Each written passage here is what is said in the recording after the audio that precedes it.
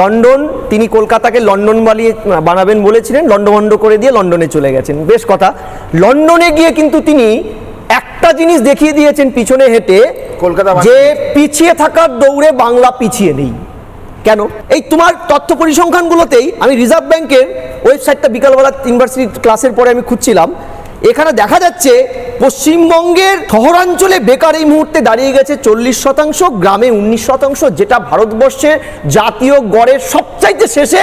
বামেদের সময় এই জায়গাটা ছিল আমাদের 4 নম্বরে, অর্থাৎ আমরা একটা উজ্জ্বল জায়গায় ছিলাম। তার মানে আমরা পিছন থেকে এগিয়ে গেছি। তাহলে মুখ্যমন্ত্রী ঠিক করেছেন, তোমাদের চোখে নেওয়া হয়েছে তাই ভুলভাল দেখছো, এইসব ভুলভাল বলছো, এগুলো উনি ঠিক দেখিয়েছেন। লন্ডনবাসী, লন্ডনে দাঁড়িয়ে তিনি সারা পৃথিবীকে দেখালেন পশ্চিমবঙ্গ পিছিয়ে থাকার দৌড়ে 1 নম্বরে আছে, অর্থাৎ আমরা 1 নম্বরে আছি। দ্বিতীয়, রিজার্ভ ব্যাংকের ওয়েবসাইটটা খুলুন। আমি তো বিরোধী কথাবার্তা বলি। 2004-05, 2010-11 এই 6 বছরে ভারতবর্ষের রাজস্ব আয়ে পশ্চিমবঙ্গ ছিল 6 নম্বরে। আজকে আমাদের রাজস্ব 18% থেকে ময়ূক দাঁড়িয়ে গেছে 11%।